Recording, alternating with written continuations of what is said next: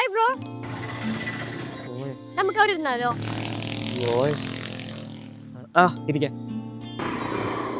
അല്ല, ഞാൻ ഒരു കാര്യം ചോദിച്ചോട്ടെ, നമ്മൾ ശരിക്കും റിലേഷൻഷിപ്പിലല്ലേ? അതെ, അതൊന്നും നീ അങ്ങനെ ചോദിക്കണേ. നമ്മൾ 4 മാസം റിലേഷൻഷിപ്പിലല്ലേ? അല്ല പിന്നെ എന്തിനാ നീ അവിടെ വെച്ച് എന്നെ ബ്രോ എന്ന് വിളിച്ചത്? അയ്യോ, ഞാൻ ചുമ്മാ വിളിച്ചല്ലേ.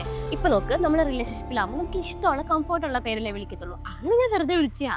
ഓ അങ്ങനെ. ആ ഓക്കെ. ആ പിന്നെന്താ, ഞാൻ ഉണ്ടാവും. ശരിയടാ ശരു, ഞാൻ 2 ദിവസത്തേക്ക് ഉണ്ടാവില്ല. ഞാൻ അഭിനവിലെ ട്രിപ്പ് പോവാം. ആരൊക്കെയുണ്ട്? ഞാനുണ്ട്, അശ്വരുണ്ട്, അജിത്തുണ്ട്, ആര്യയുണ്ട്.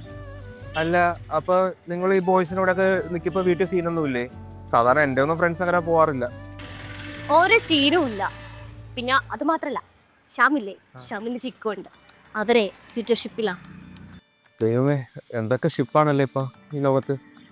സെൽഫ് സാറ്റിസ്ഫാക്ഷൻ ഇല്ലേ, ഇറ്റ്സ് വെരി ഇമ്പോർട്ടൻറ്റ്. അവന് ഇതുപോലൊക്കെ ഒരുപാട് ഷിപ്പുകൾ ഉണ്ടായിരിക്കും.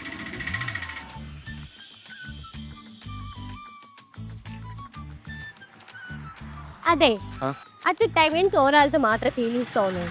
ഞാൻ ഒരാളുടെ ഫീലിങ്സ് വെച്ച് കളിക്കാൻ മാത്രം ഞാൻ അത്ര ചീപ്പൊന്നുമില്ല. പിന്നെ എനിക്ക് ഇങ്ങനത്തെ ജനുവിനായിട്ടുള്ള ഇഷ്ടമാണ്.